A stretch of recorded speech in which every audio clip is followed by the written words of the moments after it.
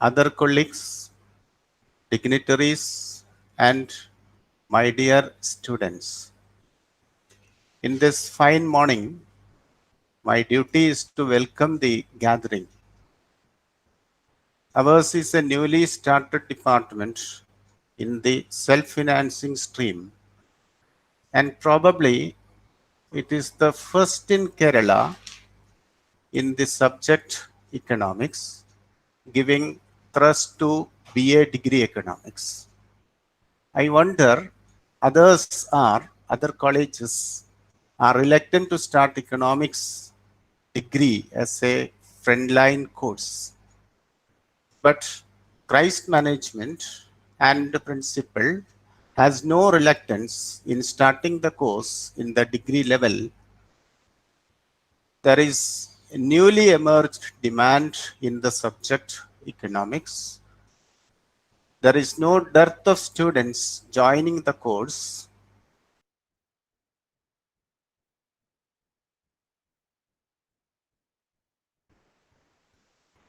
I have, as coordinator, has confidence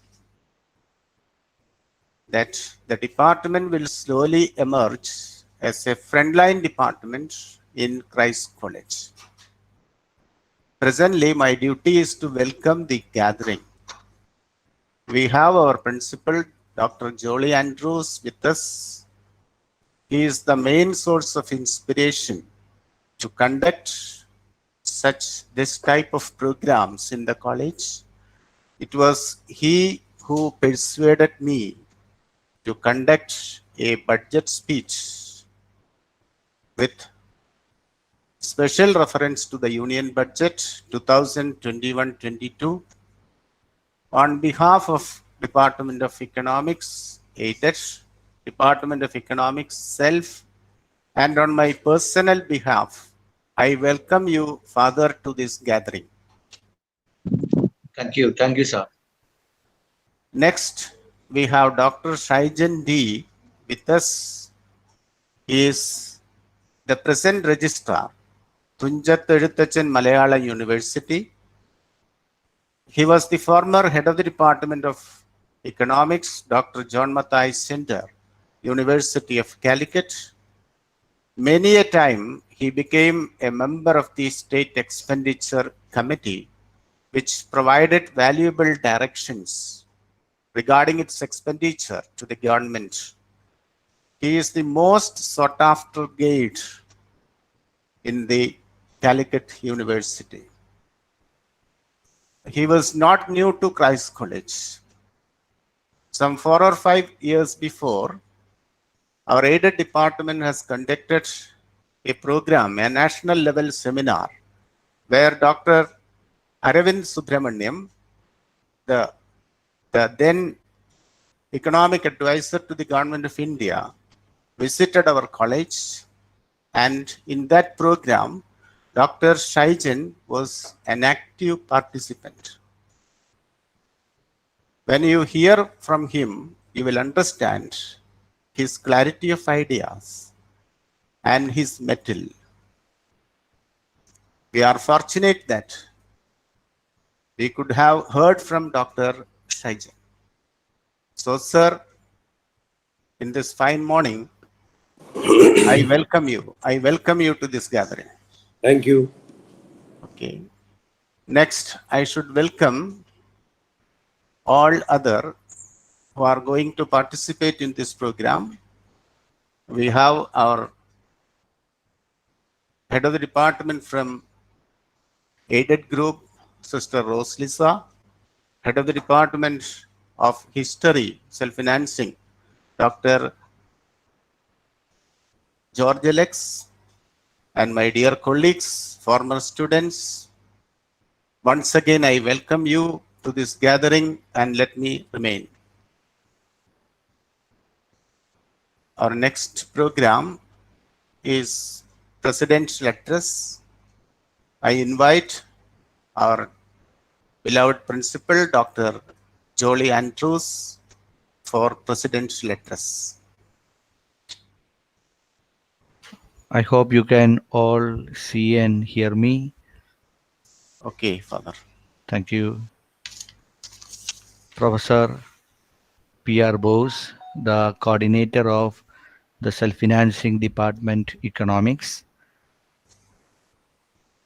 Professor Sister Rosie, the HOD of the PG Department of Economics, Dr. George Alex, the coordinator of the Double Main Program History and English, the faculty members from the Department of Economics, the members, the faculty members who are attending this program, the resource person of the day, Dr. SHYJAN D, the registrar from Thunchat Ezhuthachan Malayalam University and the former HOD, Dr. John Mathai Center, University of Calicut, respected teachers and my dear friends. I'm very happy that the Department of Economics, the self-financing department, which was newly started from the current academic year, they are having a webinar, the webinar on the Union Budget 21-22. We find a renewed interest as far as the economic activity of the nation has been concerned. There was a lot of debate that has gone as far as the demonetization has happened. The situation of the COVID-19 has brought in forth new prospects as well as new challenges in the economic scenario of the nation. So we want to know in what all aspects we can have a progression as far as the union budgets has been concerned in the present scenario, where we all had to be careful and cautious, and what would be the impending challenges. And we have got Dr. SHYJAN D, a well-known resource person as far as these factors has been concerned, who has already shone forth and who is already an expert in this field, I would say. Now serving as a registrar of the Malayalam University, having a long service as an HOD in the John Mathai Center. She has been a very sought after resource person. I appreciate Professor P.R. Bose for organizing this webinar in a very particular manner. I also extend my congratulations to the PG Department of Economics, the HOD, Sister Rosie is here, and all the faculty members were tied up with the Bosar. Bosar was our former vice principal and HOD of the PG Department of Economics. He's still here as the coordinator of the Department of Economics, the self-financing section, in a very particular manner.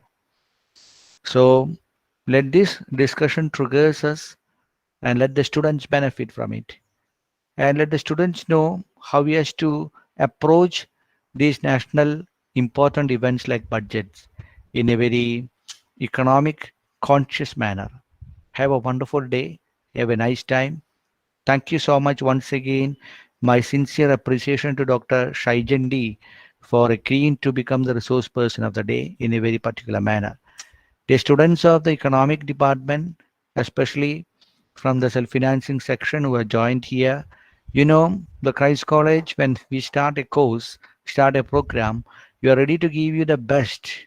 We are ready to give you the best so that you will fly high as far as the horizons has been, as far as the your dreams and horizons has been concerned.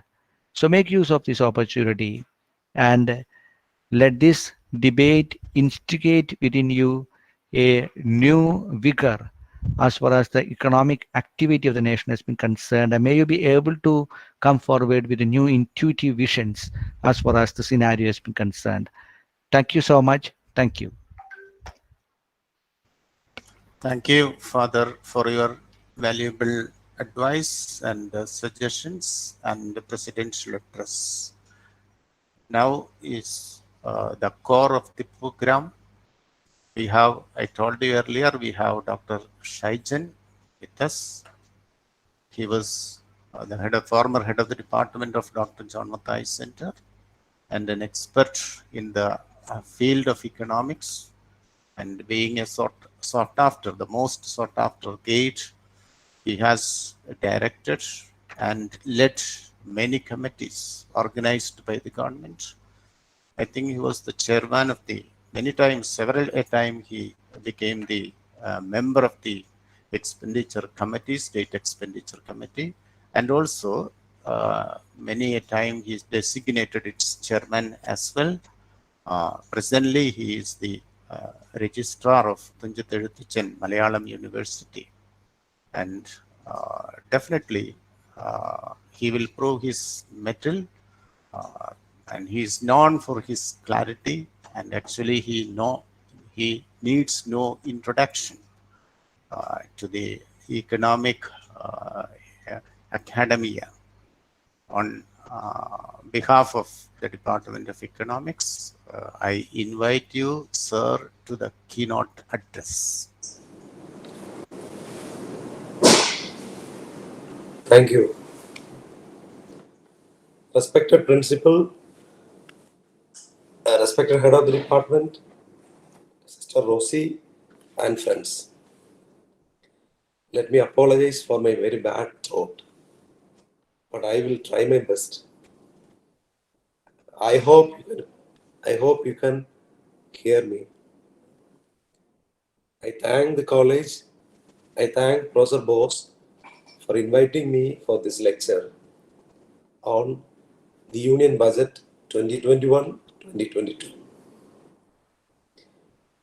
So I hope that most of the people who participate belong to the PG and UG courses of your college.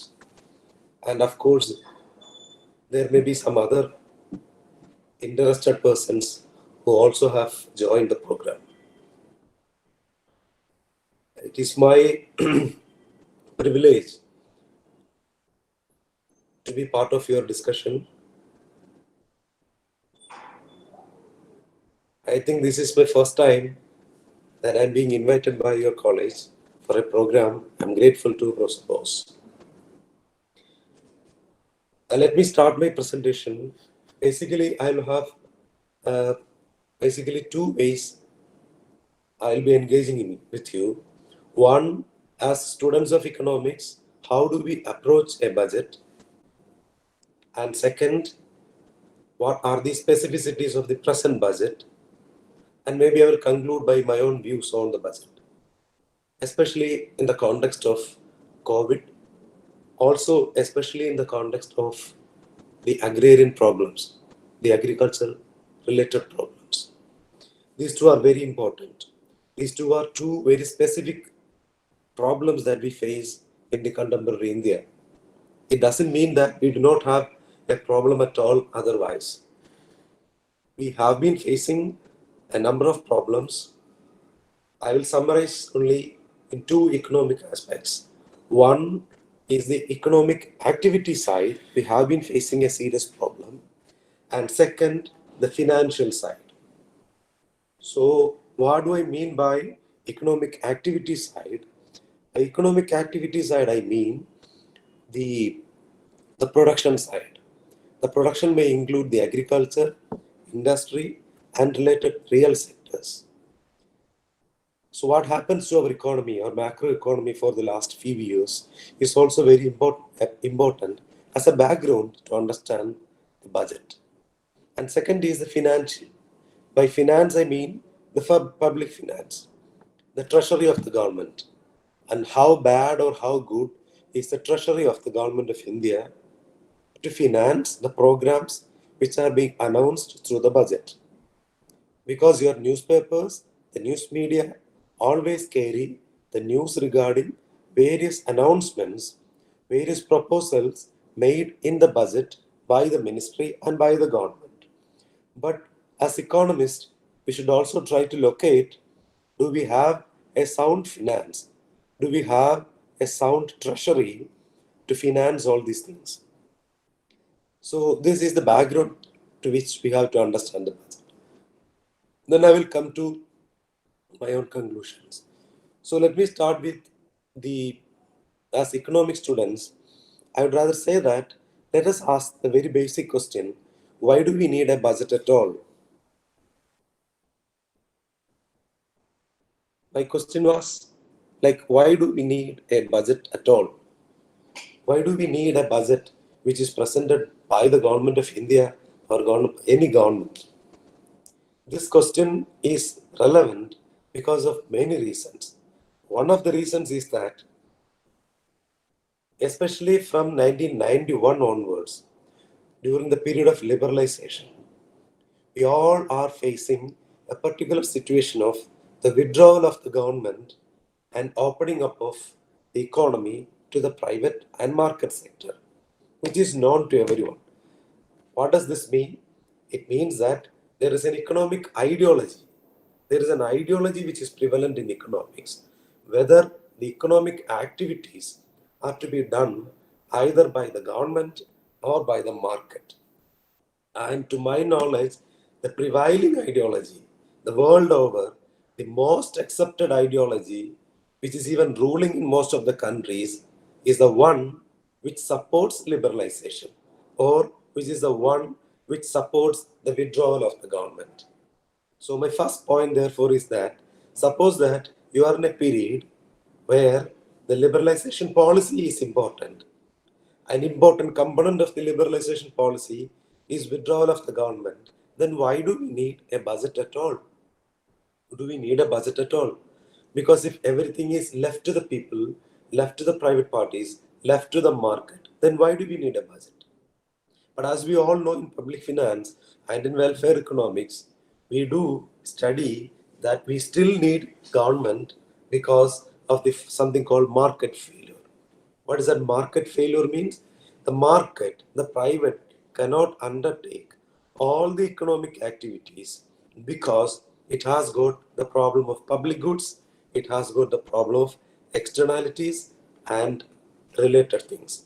So because you have externalities problem, because of your public good characteristics problem, still you need the role of the government. This is one of the arguments. But again we can ask, is it the only reason that the government should act only when the market fails? Yes or no? It can be yes, it can be no. But the trouble is, when the government plays a role in the economy, it plays through its policies. One of the important policies is the fiscal policy. So when there is a fiscal policy, it means that government is now acting with its policy with the government, with the people. So what is there in the policy? What is there in the policy can be understood through the budget, right? So we have a budget. My question is still prevailing, do we need a budget at all? It can be a budget which exclusively support the fiscal policy. It means now government is coming, announcing certain programs, spending some money, helping the people, helping the household budget, and enlarging the economy. Second, government can come in through the budget again to support the market, and through the market, the economy will be rejuvenated. So these two are two routes. One group of economists believe that the budget should directly influence the productive activities of the people. The other school believes that government should activate the market. It should lend more money, it should give more facilities, it should reduce the taxes, it should reduce the corporate income taxes, so related things. Then the market will be rejuvenated. Through that, the economy will be developed. So one conclusion that we can make is, growingly, gradually, from 1991 onwards, Indian government in particular, and most of the governments in general, are trying to withdraw themselves. And if at all they are coming in through the budget, they are supporting the market. ഇതിൽ തെറ്റൊന്നും പറയാൻ പറ്റില്ല. തെറ്റല്ല. അവർക്കൊന്നും പറയാൻ ഒന്നും അറിയൂടാത്തോണ്ട് ചെയ്യുന്നതല്ല. This is basically because the ideology, the economic ideology they believe is that we should support the market, we should rejuvenate the market, and the market will do rest of the part. ബാക്കിയെല്ലാം market ചെയ്തോളും. Production, അല്ലേ, production, distribution, activation of other productive sectors, എല്ലാം market ചെയ്തു എന്നുള്ളൊരു വിശ്വാസമാണ്. But back in Kerala, people like us, with all the socialistic ideology in mind, we still believe that what is important is the role of the state. State ആണ് പ്രധാനം അല്ലേ? ഒരു സംസ്ഥാനത്ത് അല്ലെങ്കിൽ ഒരു രാജ്യത്തെ ഗവൺമെന്റ് ആണ് പ്രധാനം. Government should do all the things. It should do the distributive policies. It should do the allocative thing. It should do the redistribution thing. It should even engage in the productive activities. അങ്ങനെയാണ് public limited companies അല്ലേ? Public limited കമ്പനീസിലൂടെ അല്ലെങ്കിൽ അഗ്രികൾച്ചറിനെ support ചെയ്യുന്നതിലൂടെ, ഇൻഡസ്ട്രിയെ support ചെയ്യുന്നതിലൂടെ government നേരിട്ട് ഇടപെടുന്നത്. So നമുക്ക് ഒരു കാര്യം ഉറപ്പിക്കാം, കൺക്ലൂഷനിലേക്ക് എത്താം. ഈ ലിബറലൈസേഷൻ പീരീഡ് സമയം മുതലേ തെറ്റു പറയാനായിട്ടല്ല, അങ്ങനെയാണ് പ്രത്യേകത. that the government is more and more in favor of the market, supporting the market, again through the budget. So my second part is, ഒരു economic student എന്നുള്ള രീതിയിൽ ബജറ്റിനെ എങ്ങനെയാണ് നോക്കിക്കാണുന്നത്. Suppose you said that you are supporting the market, the government is supporting the market. This is the reason why we have a budget. Then what are the proposals in the budget and what is the process through which you are making the budget? That's what to discuss. So for a fundamental thing, you all will agree with me that it is not like a private budget or a business budget or a household budget. And then it is not like we first calculate the revenue. നമ്മുടെ കയ്യിൽ എത്ര വരുമാനം ഉണ്ടെന്ന് ആദ്യം നോക്കിയിട്ട് അതിനനുസരിച്ച് നമുക്ക് ചെലവ് എത്രയാണെന്ന് പ്ലാൻ ചെയ്യാം എന്നുള്ള രീതിയിലായിരിക്കില്ല. The plan is entirely different. The government budget is the opposite. എന്താണ്? Government will first decide what should be the total budget size, total expenditure. എത്ര രൂപ ചെലവാക്കണം ഇനി വരാൻ പോകുന്ന വർഷം, എത്രയാണ് ടോട്ടൽ എക്സ്പെൻഡിച്ചർ, അതിനെയാണ് ബജറ്റ് എന്ന് പറയുന്നത്. നമ്മുടെ മൊത്തം budget എത്രയായിരിക്കണം, how much rupees should we spend to the coming year, coming financial year. എന്നിട്ടാണ് തീരുമാനിക്കുന്നത് how do we finance, how do we find sources to finance this much expenditure. So this is the first thing I think the students should understand. So this is basically, we will be first deciding the total expenditure, then trying to find out the sources to finance this. Again, ഓരോ വർഷവും ഇങ്ങനെ total expenditure ചുമ്മാ അങ്ങനെ ഒരു തുക തീരുമാനിക്കാൻ പറ്റുമോ? അതാണ് രണ്ടാമത്തെ പോയിന്റ് മനസ്സിലാക്കേണ്ടത്. ചുമ്മാ ഒരു തുക, ഫോർ എക്സാമ്പിൾ ഈ വർഷത്തെ നമ്മുടെ മൊത്തം ബജറ്റ് സൈസ് എന്ന് പറയുന്നത് 34,83,000 കോടി രൂപയാണ്. 34,83,000 crores. So 36,83,000 crore എന്ന് പറയുന്ന ഒരു തുക എവിടെ നിന്ന് വന്നു? എയർ നിന്ന് വന്നു. How has it become a figure in the budget? This is a fundamental question. അതാണ് നമ്മൾ മനസ്സിലാക്കേണ്ടത്. ഈ തുക വരുന്നതിന് 2-3 റൂട്ട് ഉണ്ട്. Number 1, government will invite demand for grants from all its departments. ഗവൺമെന്റുമായിട്ട് ബന്ധപ്പെട്ട ഒരുപാട് ഡിപ്പാർട്ട്മെന്റ്സ് ഉണ്ട്. Education department, health department, tribal department, social welfare department, home affairs, defence, ഇങ്ങനെ തുടങ്ങിയിട്ടുള്ള ആയിരക്കണക്കിന് ഡിപ്പാർട്ട്മെന്റിൽ നിന്ന് എല്ലാ വർഷവും ഇൻവൈറ്റ് ചെയ്യുന്നത്. This is something called demand for grants. അത് നമ്മളെല്ലാവരും നോട്ട് ചെയ്ത് വെക്കേണ്ടത്. ആ demand for grant, for example my university, Malayalam university or your university, Calicut University is preparing a demand for grants. അതിൽ എഴുതിയിരിക്കുന്നത് എങ്ങനെയായിരിക്കും? അടുത്ത വർഷം ഞങ്ങളുടെ യൂണിവേഴ്സിറ്റിയുടെ പ്രവർത്തനങ്ങൾ മുന്നോട്ട് പോകണമെങ്കിൽ ഞങ്ങൾക്ക് ഇത്രയും രൂപയുടെ ആവശ്യമുണ്ട് എന്ന് പറയുന്നതിനാണ് ഡിമാൻഡ് ഫോർ ഗ്രാന്റ്സ്. സർക്കാരിൽ നിന്ന് ഡിമാൻഡ് ചെയ്യുന്ന ഗ്രാന്റ്സ്, ഇത്ര രൂപയുടെ ഗ്രാന്റ് സർക്കാരിൽ നിന്ന് വേണം. അതുപോലെ എല്ലാ ഡിപ്പാർട്ട്മെന്റും, അതുപോലെ എല്ലാ സെക്ടേഴ്സും ഇങ്ങനെ സർക്കാരിലേക്ക് പ്രപ്പോസൽ കൊടുക്കും. സോ ദ മേജർ പാർട്ട്, അതിൽ നിന്നെല്ലാം നമ്മൾ എസ്റ്റിമേറ്റ് ചെയ്തെടുക്കുമ്പോൾ നമുക്ക് മനസ്സിലാവും ഇവരുടെ എല്ലാ ചെലവും മീറ്റ് ചെയ്യണമെങ്കിൽ അടുത്ത വർഷം ഏകദേശം ഇത്ര രൂപയുടെ ചെലവെങ്കിലും വേണ്ടി വരും. And second thing is, government will also conduct pre-budget discussions with important stakeholders. And thirdly, government will also have government's own programs, flagship programs എന്ന് പറയും. അല്ലെങ്കിൽ ഗവൺമെന്റ് തന്നെ ഗവൺമെന്റിൻ്റെതായ ചില പ്രഖ്യാപനങ്ങൾ ഉണ്ടാവും. ആ ഗവൺമെന്റിന്റെ മുഖമുദ്ര എന്ന് കാണിക്കുന്ന രീതിയിൽ ചില പുതിയ പുതിയ പ്രോജക്ട്സ് ഉണ്ടാവും. സോ ഇത് മൂന്നുമാണ് ഈ 34 ലക്ഷത്തിലേക്ക് എത്തുന്നത്. ചുമ്മാ 34 ലക്ഷത്തിലേക്ക് എത്തത്തില്ല. So first you have demand for grants, second you have pre-budget discussions from important stakeholders, and third you have your own, the government's own programs. ഇതെല്ലാം കൂടെ വെച്ചിട്ടാണ് ചെയ്യുന്നത്. But there is a fourth aspect which is very important now. And what is this fourth aspect? This fourth aspect is nothing but the special occasion, the special situation that we face. What is the special situation? The situation which is demanded by the COVID-19. അത് ഓരോരോ വർഷത്തും ഓരോരോ സംഗതി ഉണ്ടാവും, എന്തെങ്കിലും പ്രത്യേകത ഉണ്ടാവും. നമ്മുടെ നാട്ടിൽ ഇപ്പോഴത്തെ പ്രത്യേകത എന്ന് പറയുന്നത് ഒന്ന് കോവിഡ്-19 രണ്ട് തരം. എങ്ങനെ? ഒന്ന് കോവിഡ്-19 വന്നപ്പോ ഗവൺമെന്റിന് വേണ്ടി വന്ന അധിക ചെലവ്. രണ്ട്, കോവിഡ്-19 വന്നപ്പോ ഗവൺമെന്റിന് കിട്ടുമായിരുന്ന വരുമാനം നഷ്ടപ്പെട്ടത്. So revenue loss because of the COVID and additional expenditure because of the COVID. And other important aspect of the COVID is the economic impact of the COVID. Treasury impact ആണ് വരുമാനം കുറഞ്ഞത്. Treasury impact ആണ് ചെലവ് കൂടിയത്. Economic impact on the COVID. What is that? That impact is something called reduction in the employment. 2/3, according to the survey by Asim Premji, they say that 2/3 of the people have faced the problem of reduction in the employment, reduction in the wages, cutting of wages, reduction in the wages, laying off, and unemployment.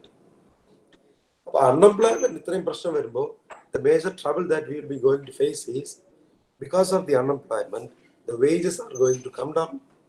And if the wage is going to come down, your income levels will be coming down. If your income levels will be coming down, your expenditure will be coming down. If your expenditure comes down, your multiplier comes down, then the aggregate expenditure and the aggregate demand comes down, and the economy will also come coming down. അതുകൊണ്ടാണ് നമുക്ക് negative growth റേറ്റിലാണ് നമ്മളിപ്പോൾ. So you all read about the V-shaped growth. നമ്മുടെ ബജറ്റിലൊക്കെ പറയുന്ന economic സർവേയിൽ പറയുന്ന V shape, ആ V എവിടെ കിടക്കണമെന്ന് അറിയോ? You have a horizontal axis, അതിന് താഴെ നെഗറ്റീവ് ആണല്ലോ, ആ താഴെയായി V കിടക്കുന്നത്. അതിന്റെ അർത്ഥം we have negative growth, negative, again negative. If we join all the negatives, we get a shape of a V. So basically, the Indian economy is having a V shape, means the V shape itself is down the horizontal axis, means it is in the negative axis. So why it has become in the negative axis? First, because of the COVID, and second, because of the earlier policy failures, including GST and also the demonetization. So 2001-2002 മുതൽ നമ്മൾ ഇങ്ങനെ നോക്കുമ്പോൾ ഒരു റാ ഷേപ്പിലെ inverted U ഷേപ്പിലാണ് Indian ഇക്കോണമിയുടെ growth കിടക്കുന്നത്. It is coming down. Now, when your economic survey talks about the V shape, I will talk about the inverted U shape, റാ shape, and that is a clear picture of the growth of the Indian economy.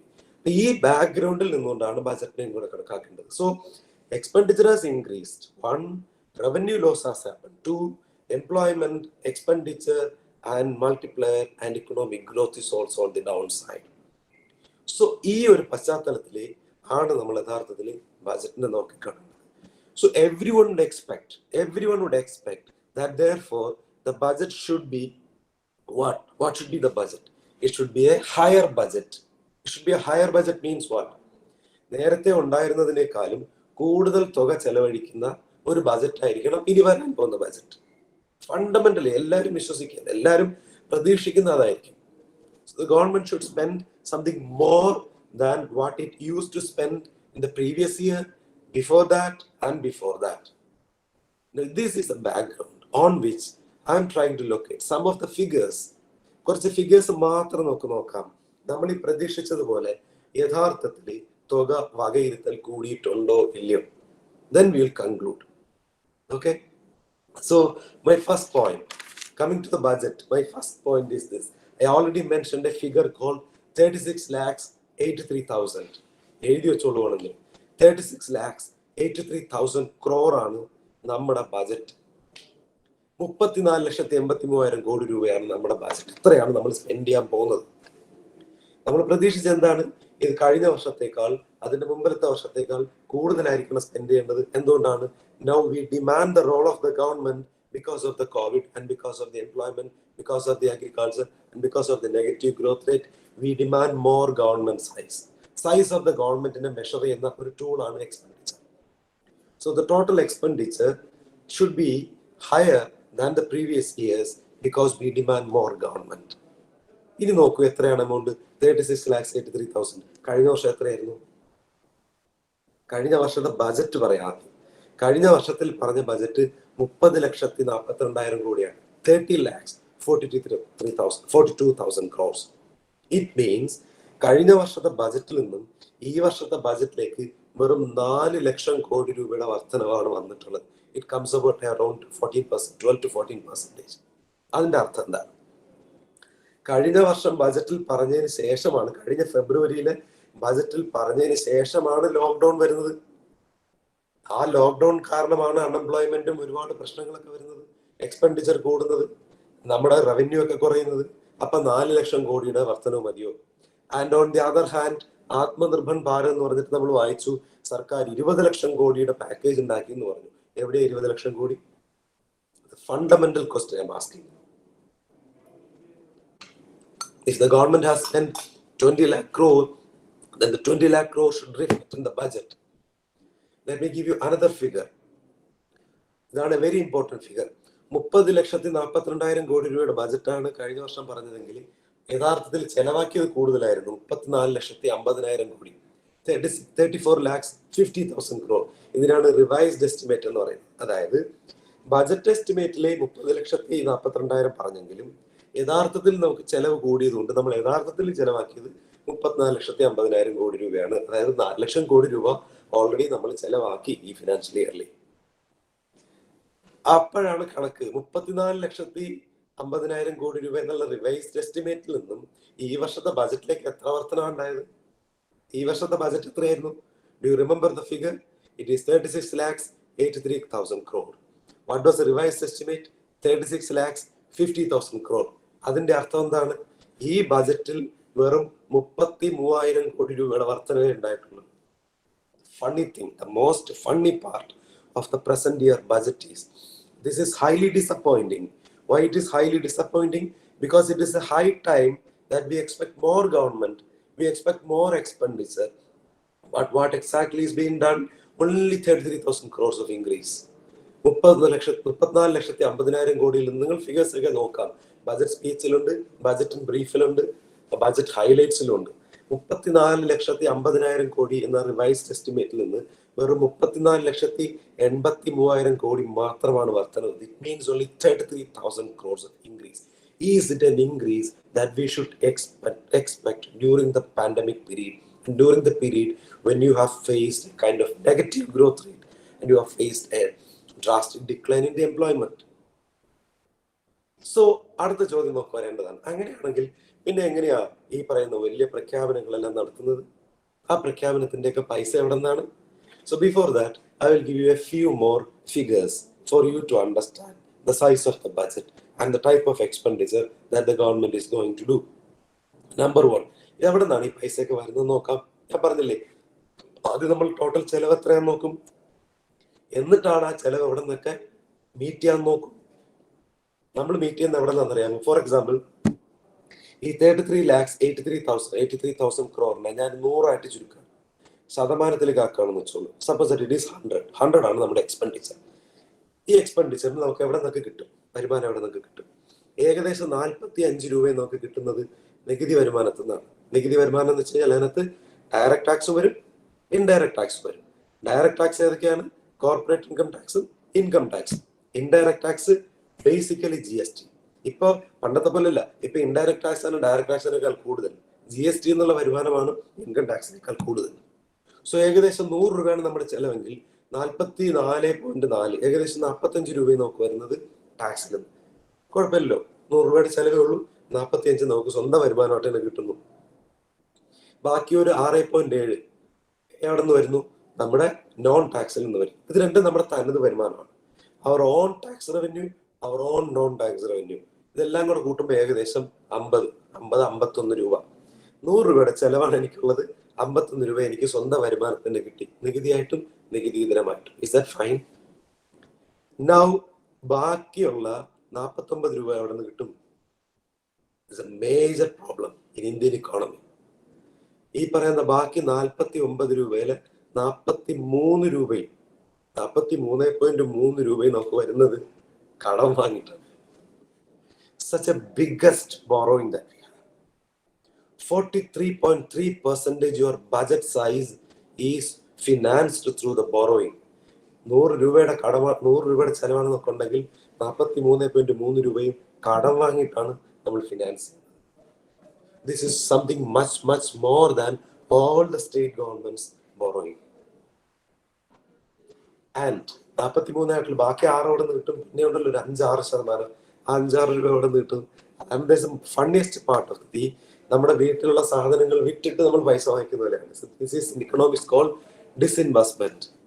അതായത് public sector എന്റർപ്രൈസസിന്റെ share വിറ്റിട്ട് LIC including the LIC and air India അതുപോലത്തെ സാധനം വിറ്റിട്ട് കിട്ടുന്ന പൈസ.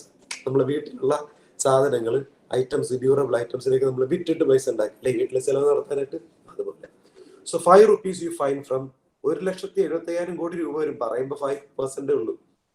1,75,000 കോടി രൂപ we find it through disinvestment. 43% we find it from borrowing, the serious part of the finance of the government of India. ഇനി so നമ്മൾ 34 ലക്ഷം കോടിയിലേക്ക് തിരിച്ചു വരാം. ഞാൻ പറഞ്ഞു കഴിഞ്ഞ് 33,000 കോടി രൂപ അഡീഷണൽ ആയിട്ട് ചെലവാക്കുന്നുള്ളൂ ഇത്രയും സീരിയസ് സിറ്റുവേഷനിൽ. ഈ 33,000 കോടി രൂപ വെച്ച് എന്തൊക്കെ ചെലവാക്കാൻ പറ്റുക? ഞാൻ ആലോചിച്ച് നോക്കാമല്ലോ. എന്താ ചെലവാക്കാൻ പറ്റുക? എവിടെയാ ചെലവാക്കാൻ പറ്റുക? ഇതിൽ 2-3 അഗെയിൻ ഇമ്പോർട്ടൻറ്റ് ചെലവുകൾ പറഞ്ഞു. നമ്പർ 1,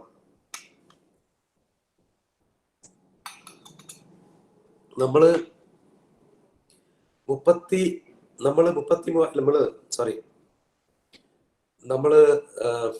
കടമെടുക്കുന്നത് 43 ആണെങ്കിൽ, അല്ലെ, 43% നമ്മൾ കടമെടുക്കുന്നതെങ്കിൽ അതിന്റെ മേജർ പാർട്ട്, പകുതിയിലേറെയും പോകുന്നത് ഇതുവരെ നമ്മൾ എടുത്തിട്ടുള്ള കടത്തിന്റെ പലിശ മാത്രം കൊടുക്കാനായിട്ടാണ്. It comes about more than 54%. അതായത് നമ്മൾ ഇന്ന് കടമെടുക്കുന്ന 100 രൂപയാണെങ്കിൽ അതിൽ 54 രൂപയും പോകുന്നത് ഇന്നേ വരെ നമ്മൾ കടമെടുത്തതിന്റെ പലിശ മാത്രം കൊടുക്കാനായിട്ടാണ്. അപ്പൊ ചെലവാക്കാനായിട്ട് ബാക്കിയുള്ള പൈസ മാത്രമേ ഉള്ളൂ. ഈ ചെലവാക്കുന്നതിൽ തന്നെ പിന്നെ ഒരു 16% we have to keep this for establishment expenditure. ഒന്നും ചെയ്തില്ലെങ്കിൽ നമ്മുടെ സ്ഥാപനങ്ങളൊക്കെ നിലനിന്ന് പോകാനായിട്ടുള്ള എസ്റ്റാബ്ലിഷ്മെന്റ് എക്സ്പെൻഡിച്ചേഴ്സ് ഉണ്ട്. So for that you have to spend. So you need very little amount with you in fact to spend for the proposals that you make. ഇനിയാണ് പ്രൊപ്പോസൽസിലേക്ക് വരേണ്ടത്. യഥാർത്ഥത്തിൽ ബജറ്റിൽ എന്തെന്ത് പ്രൊപ്പോസലാണുള്ളത്, ആ പ്രൊപ്പോസലിലേക്കുള്ള കാശ് നമ്മുടെ കയ്യിലുണ്ടോ ഇല്ല എന്നുള്ളത്. So my point is this: government has not allocated more money to meet the expenditures that are required by the situation. But government ഇതിനെ ചെയ്തത് റീ അലോക്കേഷൻ ആണ്. That is my point. Reallocation എന്ന് അർത്ഥം എന്താ? Additional ആയിട്ട് പൈസ കണ്ടെത്തിയിട്ട് നമ്മുടെ ഇപ്പോഴത്തെ സിറ്റുവേഷനിലേക്ക് അത് രക്ഷപ്പെടാനായിട്ട് ചെലവാക്കുക അല്ല ചെയ്തത്. നിലവിലുള്ള ഒരു തുകയെ പല സെക്ടേഴ്സിൽ നിന്നും അങ്ങോട്ടും ഇങ്ങോട്ടും മാറ്റി റീഅലോക്കേറ്റ് ആണ് ചെയ്തത്. Reallocation, if you agree with me, reallocation, I would name the budget as reallocation from subsidies to finance. എന്റെ ബജറ്റിനെ കുറിച്ചുള്ള ടൈറ്റിൽ ഇതാണ്. This will be my conclusion as well. I conclude or I reinstate that the present year's union budget is simply a reallocation from certain sectors to certain other sectors. My last point. Okay, reallocation കുഴപ്പമൊന്നുമില്ല, കാരണം ഒത്തിരി കടമുണ്ട്, നമുക്ക് എന്തായാലും reallocationലൂടെങ്കിലും കാര്യം നടക്കണമല്ലോ. അങ്ങനെയാണെങ്കിൽ which are the sectors that we expect to be reallocated with? ഏതൊക്കെ സെക്ടേഴ്സിൽ നിന്നെടുത്ത് ഏതൊക്കെ സെക്ടേഴ്സിൽ കൊടുക്കണമെന്നാണ് നമ്മൾ യഥാർത്ഥത്തിൽ പ്രതീക്ഷിക്കേണ്ടത്? Tell me. You look at the budget highlights, you look at the budget speech, you look at the budget at a glance, you look at the budget in brief. All the data is with you in the filmin.nic.in website available ആണ്. You look at the figures. Funny things, reallocation നടന്നിട്ടുള്ളത് നമ്മൾ പ്രതീക്ഷിക്കുന്ന മേഖലകളിലേക്കാണോ അല്ലയോ എന്നുള്ളത് നോക്കൂ. 41,000 crore is being reallocated to just finance. Financial സെക്ടറിലേക്ക് മാത്രം 41,000 കോടി രൂപ വർധനവ്. IT ആൻഡ് ടെലികോം, തെറ്റൊന്നും പറയണ്ട, നല്ലതിനാണ്. IT ടെലികോമിലേക്ക് 11,000 കോടി രൂപ ഇട്ടുണ്ട്, തെറ്റൊന്നും പറയുന്നില്ല, ഇതെല്ലാം ചെയ്യേണ്ടത് തന്നെയാണ്. ബട്ട് ഫിനാൻസിൽ 41,000 കോടി രൂപ നമ്മൾ മാറ്റിവെച്ചപ്പോൾ നമ്മൾ സംസാരിക്കേണ്ടത് എന്താണ്? അഗ്രികൾച്ചറിന് വേണ്ടി എത്ര മാറ്റിവെച്ചു, റൂറൽ ഡെവലപ്മെന്റിന് വേണ്ടി എത്ര മാറ്റിവെച്ചു? Because agriculture and rural development most hit because of the COVID, because of the situation. And to our highly disappointment, to our high disappointment, 21,000 crore രൂപയുടെ കുറവാണ് റൂറൽ ഡെവലപ്മെന്റ് ഉണ്ടായിരിക്കുന്നത്. സോ റീഅലൊക്കേഷൻ എവിടെ ഉണ്ടായത്? 21,000 കോടി രൂപയുടെ കുറവാണ് റൂറൽ ഡെവലപ്മെന്റ് ഉണ്ടായിരിക്കുന്നത്. അഗ്രികൾച്ചർ ആൻഡ് അലൈഡ് ആക്ടിവിറ്റീസിൽ just 3,000 rupees of increase. 3,000 rupees.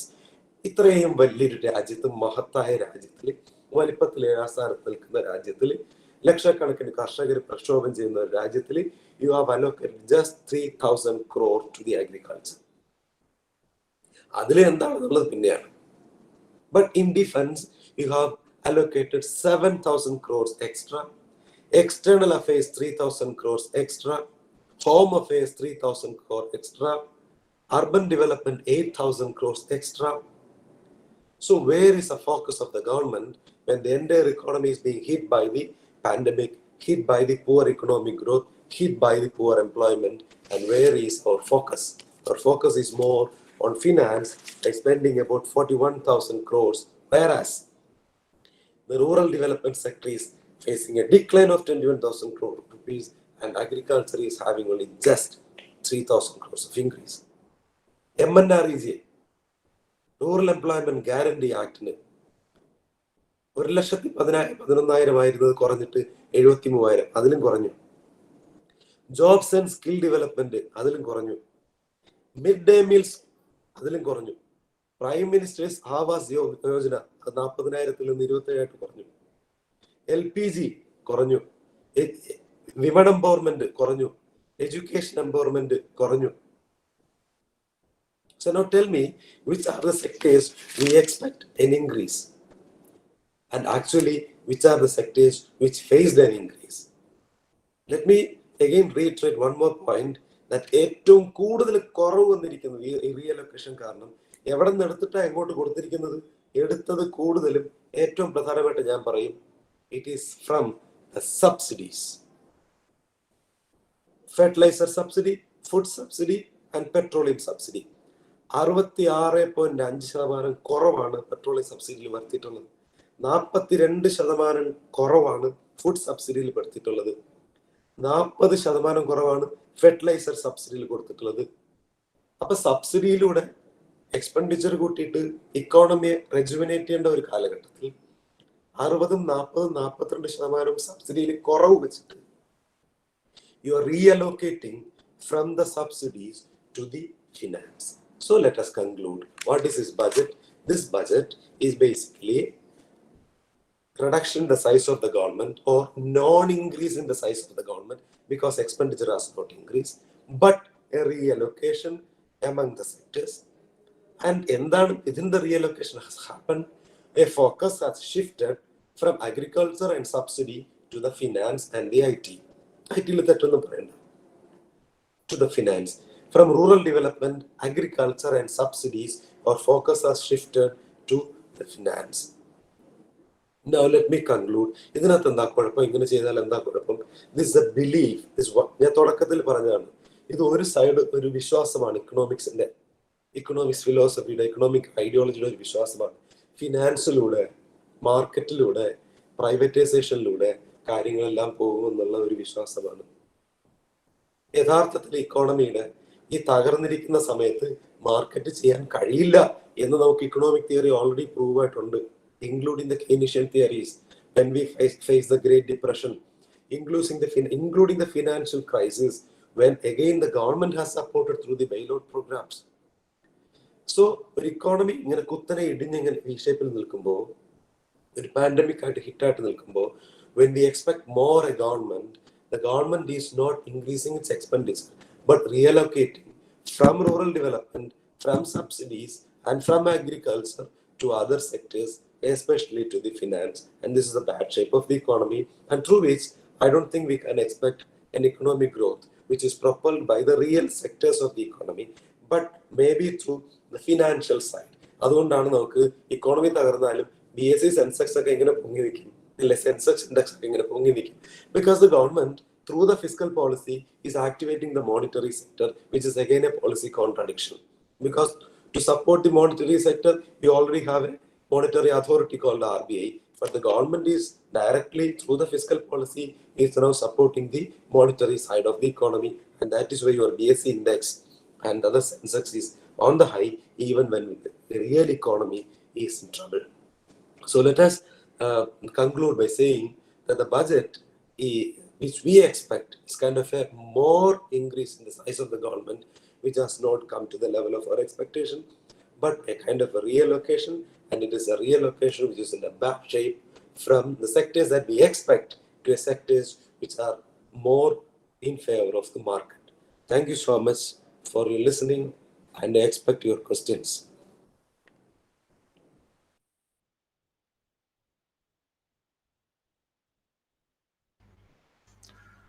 Dear respected students, it is time for your interaction with the resource person. You can raise questions even. Sir, let me have a request. I wish you to interact with the students. Yeah, I'm here. Okay, sir. Okay. They can even scribble in the message box, or they can ask. Sir, good morning, sir. Hello. Hello, good morning. I hope I am audible. Hello. You introduce yourself. Sir, my name is SHYJAN D from BA Economics Self-Financing Batch. And it has been my pleasure to be in your webinar. So I have one question to ask. It is estimated that government will borrow 12 lakh crore to meet its expenses. Will it lead to rise in interest rate? What is your opinion?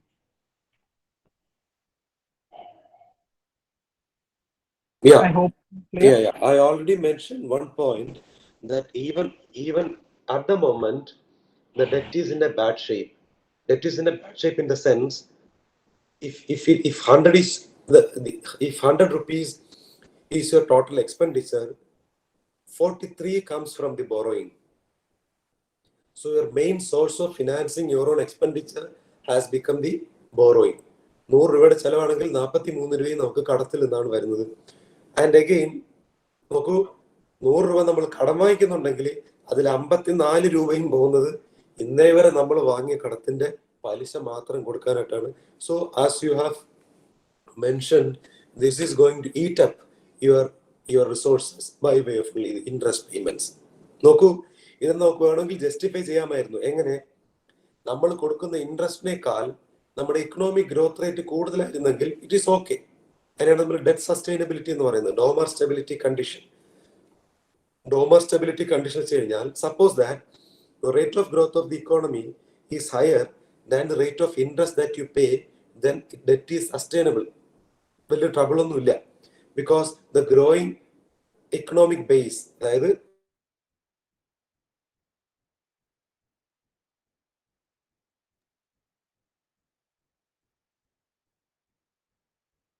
Real economy നെഗറ്റീവായിട്ട് grow ചെയ്യുന്ന സമയത്ത് ഇത്രയും കടങ്ങൾ കൂടെ എടുക്കുമ്പോഴേക്കും പലിശ കൊടുക്കുന്നത്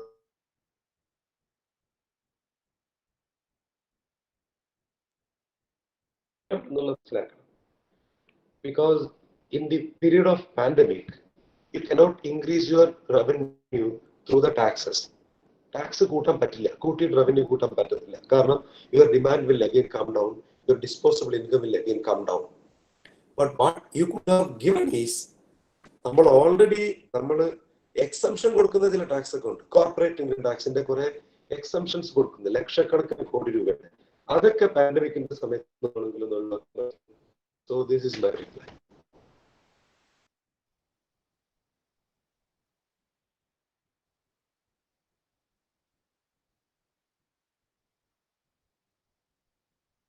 So may I? I have a question in the chat box. Let me answer to that. This is a very important question, because what she's asking is that, are you stating that the government can allocate funds as it intends without considering the demand for grants? Why such fall in real sector allocation? No, the point is, demand for grants എന്ന് പറയുന്നതാണ് സാധാരണ establish. അതായത് already നമ്മൾ ഗവൺമെന്റിന്റെ machinery ആയിട്ടുള്ള ഡിപ്പാർട്ട്മെന്റ്സും സെക്ടേഴ്സും run ചെയ്ത് പോകാനായിട്ടുള്ള administrative establishment cost ചിലവെല്ലാം അകറ്റി വെക്കും. അതിനകത്തുനിന്ന് ഒരു രൂപ പോലും നമുക്ക് കുറയ്ക്കാൻ പറ്റത്തില്ല. Something call committed expenditure. ആ മാറ്റിവെച്ചതിന് ശേഷമുള്ള അഡീഷണൽ അലോക്കേഷൻസ് ആണ് നമ്മൾ സംസാരിക്കുന്നത്. ആ അലോക്കേറ്റ് ചെയ്യുമ്പോൾ ഗവൺമെന്റ് ഇന്റന്റ് ചെയ്യുന്ന രീതിയിൽ തന്നെ ചെയ്യാൻ പറ്റും. But the intention should have been more in favor of the sectors which are seriously hit because of the pandemic or because of the economic problems. But what happened here is the government has intended to shift more towards finance. അതിനൊരു തെറ്റായിട്ട് കാണേണ്ടതില്ല, അറിവില്ലായ്മയായിട്ടും കാണേണ്ടതില്ല. അതൊരു അറിവുള്ളതാണ്. കാരണം that is the knowledge that the believe in. അത് one side of economics ആണ്. ആ side of economics വിശ്വസിക്കുന്നത് അങ്ങനെയാണ്. എങ്ങനെ? ഫിനാൻസിലൂടെ, ഫിനാൻഷ്യൽ സെക്ടറിലൂടെ. നിങ്ങൾ പഠിച്ചിട്ടുണ്ടാവില്ലോ ഫിനാൻഷ്യൽ സെക്ടർ ഇക്കോണമിയും റിയൽ സെക്ടർ ഇക്കോണമിയും എന്ന് പറഞ്ഞിട്ട്, നിങ്ങൾ LMഉം ISഉം. സോ ഫിനാൻസ് സെക്ടറിലൂടെ, ഫിനാൻസ് റൂട്ടിലൂടെ ഇക്കോണമിയെ രക്ഷപ്പെടുത്താൻ പറ്റുമെന്നുള്ള വിശ്വാസം ഉള്ളത് കൊണ്ടാണ്, ആ economic ഫിലോസഫിയിൽ വിശ്വസിക്കുന്നതുകൊണ്ടാണ് the government's intention is to reallocate fund from the real sectors to the financial sectors. Thank you.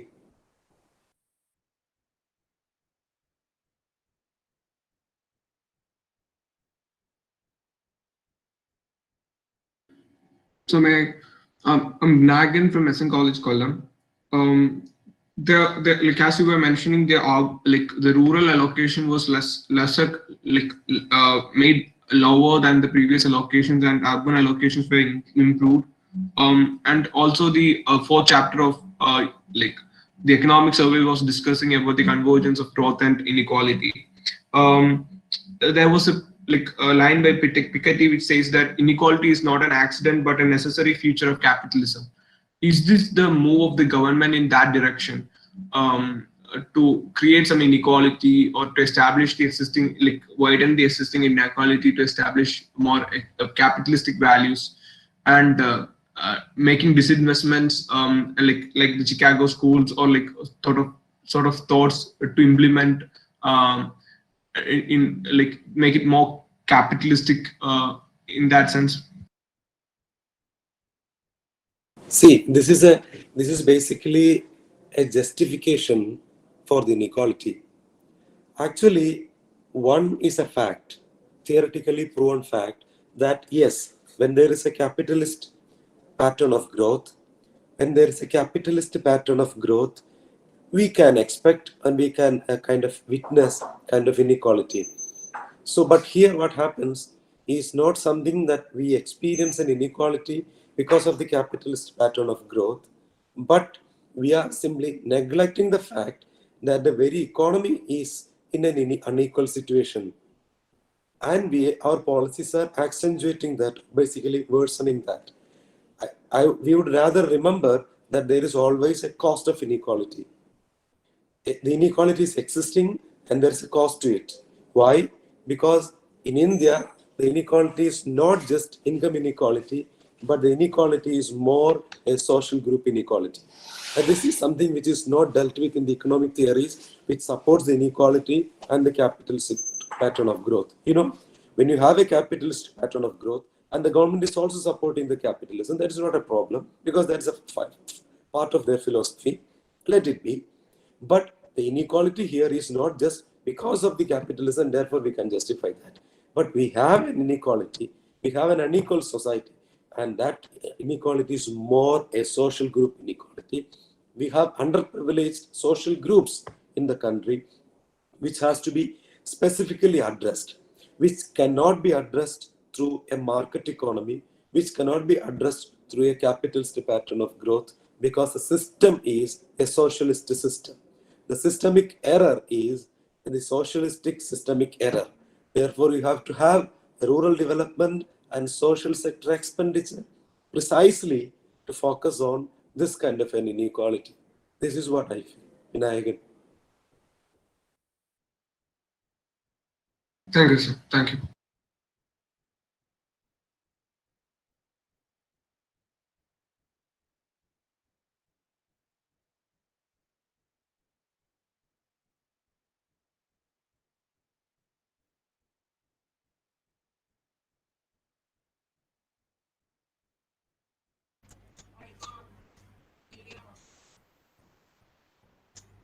Any other questions from students' part?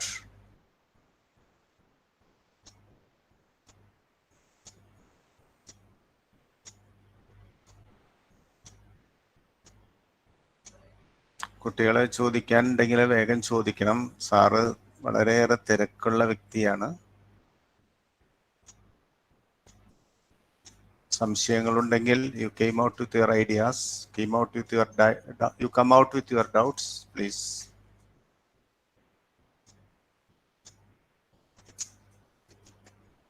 So I have another doubt. Like recently, Geeta Gobinath was saying that pandemic is over when it is over for everyone. So, and many great economists advocate for a K-shaped recovery rather than a V-shape. And even in India, we are claiming for a V-shaped. Like, how can that? Like you were saying that it's actually a R shape. We should look for like basically inverted U. So, what do you think about this? Like K-shape versus V-shape, like Indian economy, like if any student looks at an you can see that it's a K-shape, like the poor is become poorer only. So what do you think about that, sir? I think I have mentioned in between that the V shape is basically is not a new discovery, because when you are in the negative axis, when you go down and down with your negative growth rate downwards below your horizontal axis, there will be a stage from which the rate of negative growth will come down, and therefore the shape will be coming up. And again, when you come up, it is not just crossing the horizontal axis. It means the entire V is in the negative axis. So logically, we can say that it is a recovery. But historically, see, I would just say like this. You know what is a W is? You know W? So basically, V is nothing but one part of the W. If you just join two V's, you have one W. What does that mean? It means a fluctuation. Your economy is in a fluctuating shape. Your economy will be in fluctuation shape. Why? Because it is an inherent nature of any market economy to have fluctuations. Fluctuations are inherent. It is part. It is concomitant with any economic growth process which is led by the market economy. So since you have a market economy since 1991, the fluctuations are also part of it. So you cannot just take just one part of the fluctuation and say that we are in V. We should understand that we have many W's. This is one thing. And second thing is that for removing the fluctuation or coming up from the recession to the recovery, what kind of role that we can expect is the role of a government or role of a market. Basically, what we expect is the role of the government. But unfortunately, role of the government is there, but the role of the government is again working through the market, through the finance. It means again another V's and another W's can come because the fluctuations are part of the market economy. And your K and all and are different things because it has something to do with the inequality and all, which I have already mentioned. The nature of inequality in the Indian economy is something entirely different. You must have read the who is the other fellow, Piketty and Chancellor, Piketty and Lansler. What they have written is the inequality is the worst level in the Indian economy since independence. And India has got the role of the world inequality. It means ഇന്ത്യയുടെ inequality കുറഞ്ഞാൽ വേൾഡിൽ the inequality വൺതരായിട്ട് കുറയുമെന്നാണ് പറയുന്നത്. It means again the world inequality, if the world inequality is increasing, one of the contributors to it is the Indian inequalities. So how do you just justify that inequality can be justified because it is part of the capitalist growth pattern? No, it is because of the basically inherent social and economic setup of the country, which has to be addressed. There is no escape from that. Whatever budget that we prepare, we cannot escape from the fact that the social group inequality and the very worsened inequality is existing in your economy. Thank you.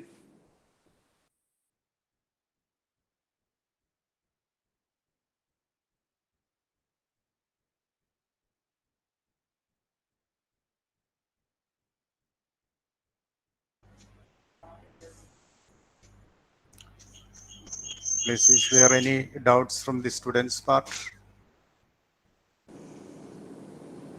I think I have a question in the chat box.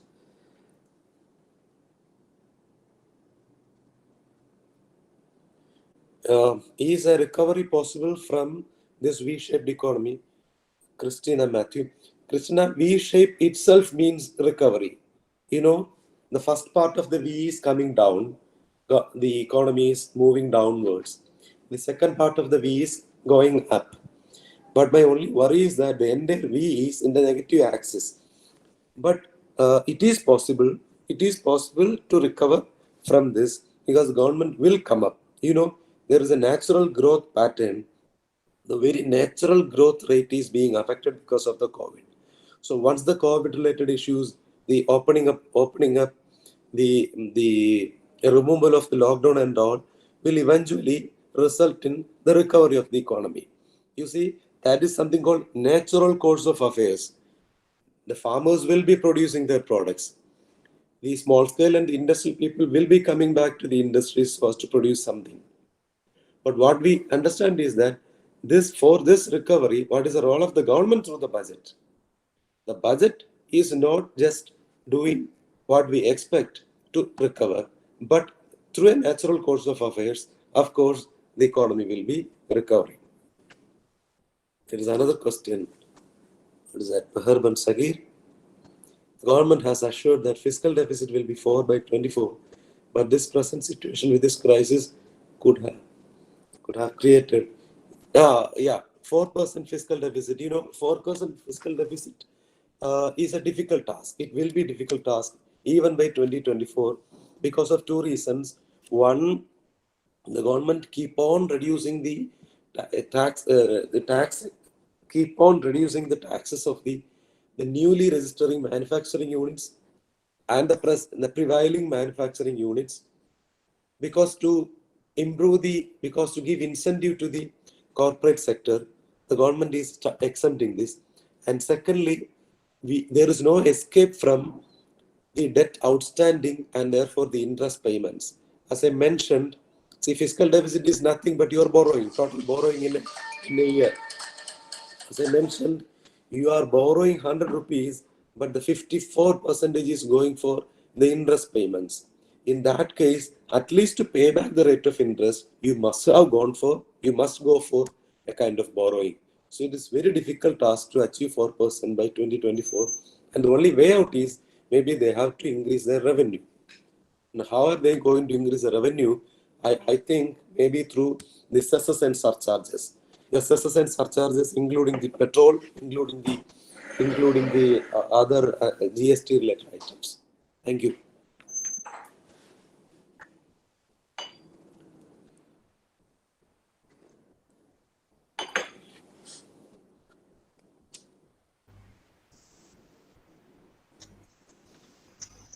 I think no more doubts left.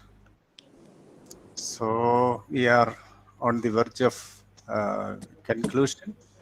There is one more question. One more question. Okay. Yeah, it says, is there any policy to improve the demand? See, that this is what we expect. Ashwin Nair, basically what we expect is a demand-driven economy because what we face is a poor demand. നോക്കൂ, ഈ Covid കാരണം നമുക്കുണ്ടായത് demand മാത്രമല്ല, supply ഷോക്കും supply ചെയിനും ഡിമാൻഡും എല്ലാം തകർന്നിരിക്കുകയാണ്. It is almost like great depression period. അതായത് എംപ്ലോയ്മെന്റ് കുറഞ്ഞു, and because of the reduction in the employment wages കുറഞ്ഞു, and because of that demand കുറഞ്ഞു, ബിക്കോസ് ഓഫ് അഗ്രിഗേറ്റ് ഡിമാൻഡ് മൾട്ടിപ്ലയറും കുറഞ്ഞു. One side. On the other side incentives ഇല്ലാത്തതുകൊണ്ട് പ്രൊഡക്ഷനും കുറഞ്ഞിരിക്കുകയാണ്. So basically demand റൂട്ടിലൂടെ ഇക്കോണമി നമുക്ക് റിക്കവർ ചെയ്യാം. നിങ്ങൾ പഠിച്ചിട്ടുള്ള അനുസരിച്ചാണെങ്കിൽ ഫിസ്ക്കൽ പോളിസി കൊണ്ട് തന്നെ ഉദ്ദേശിക്കുന്നത് IS കർവ് അല്ലേ, IS കർവ് കൊണ്ട് തന്നെ ഉദ്ദേശിക്കുന്നത്, ഫിസ്ക്കൽ പോളിസി കൊണ്ട് തന്നെ ഉദ്ദേശിക്കുന്നത് ഡിമാൻഡ് ഇംപ്രൂവ് ചെയ്യാനായിട്ടാണ്. But we do not find a major portion of the expenditure in improving the demand here. ഇവിടെ ജനങ്ങളുടെ ഇൻകം കൂട്ടുന്നതിലോ ജനങ്ങളിലേക്കുള്ള എക്സ്പെൻഡിച്ചറിലേക്കോ ഒന്നും ഇവിടെ കാണുന്നില്ല. പകരം ഫിനാൻസിലേക്കാണ് പോയിരിക്കുന്നത്. Finance is not a demand route. പകരം പോയിരിക്കുന്നത് IT യിലേക്കാണ്. പകരം കുറഞ്ഞിരിക്കുന്നത് റൂറൽ ഡെവലപ്മെന്റ് ആണ്. പകരം കുറഞ്ഞിരിക്കുന്നത് MNREG ആണ്. വെറുതെ MNREG കുറിച്ച് മാത്രം ആലോചിക്കൂ. എംപ്ലോയ്മെന്റ് ഗ്യാരണ്ടി സ്കീമിന് വേണ്ടി നമ്മൾ മാറ്റിവെച്ചിരിക്കുന്ന തുക പോലും കുറഞ്ഞിരിക്കാതെ എൻ്റെ അർത്ഥം. ഏറ്റവും മിനിമം അല്ലേ, എംപ്ലോയ്മെന്റ് ഗ്യാരണ്ടി സ്കീമിലെങ്കിലും നമ്മൾ പൈസ കൂട്ടേണ്ട സമയമായിരുന്നു. കാരണം അതിലൂടെയെങ്കിലും റൂറൽ ജനങ്ങളുടെ കയ്യിലേക്ക് പൈസ എത്തുകയും ഡിമാൻഡ് കൂട്ടുകയും ചെയ്യാമായിരുന്നു. So we have to have a policy to improve the demand side of the economy, but the present budget has in fact very little in that direction.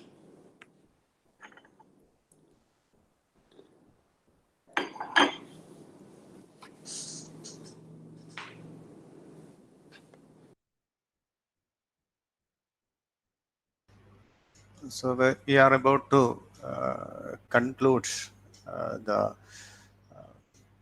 program. Sir, I want your permission to make Yeah, please carry on. Okay, sir. Before the vote of thanks, let me share with you certain facts. Actually, you started with basic economics and came out with wonderful advanced ideas. You dealt in detail the budget figures and blended it with ideological issues as well. Sir, I am a regular subscriber of budget speech by various economists, but your approach was unique and amazing.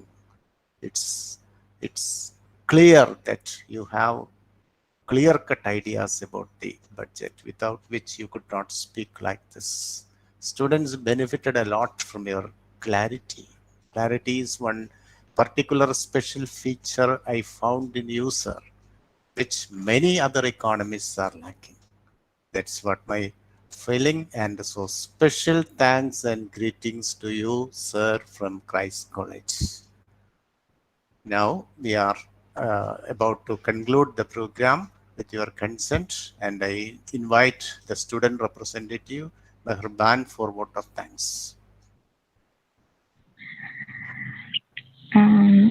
Respected Principal Dr. Jolie Andrews, Chief Spokesman of the Day Dr. SHYJAN D, Thunchat Malayalam University, former Head of the Department of Economics, Dr. John Mathai Center, both Sir, Head of Economics Department, faculty, dignitaries, and my fellow students. My duty here is to convey the vote of thanks. I sincerely thank our principal, Dr. Jolie Andrews. If it were for him, this program would have never happened. Next, I would like to extend profound thanks to the man who initiated today's webinar and discussed the pros and cons of the union budget with us, Dr. SHYJAN sir. Even in his such busy schedule, he made time to take a part in this discussion. He thoroughly analyzed the union budget for us. Thank you for your valuable time and much valuable insights. Please accept our thanks, sir.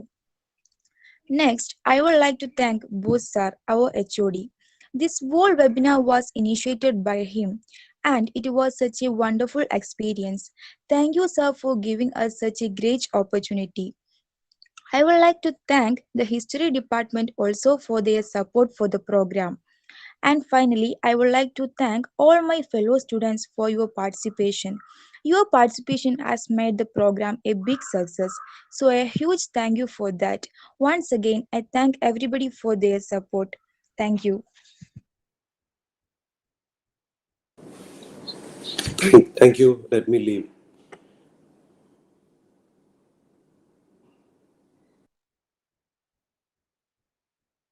So thank you very much. I request everybody to leave the program, and you will have regular classes as usual after this.